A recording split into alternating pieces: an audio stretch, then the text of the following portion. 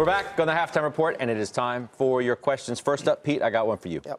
Courtesy of Mike in Pennsylvania. Thank you for your question. Activision Blizzard. What should you do with it? Well, it's under some unbelievable pressure. I'm out of it now, Scott. I was in this stock, and unfortunately, it's been going lower and lower. They cannot seem to get it right now with some of their franchises. They've seen some slowdown there. So because of that, you have to walk away. I walked away. All right. Joey, Visa Mastercard from Jason in Detroit. Thank you. As well, holiday shopping. What about Visa Mastercard? Well, what are you going to do? Well, listen, Visa and Mastercard are both selling off. It's more of a momentum play. But in Home Depot's conference call, they told you 20% of overall consumer spending is big ticket purchases, which are over $1,000.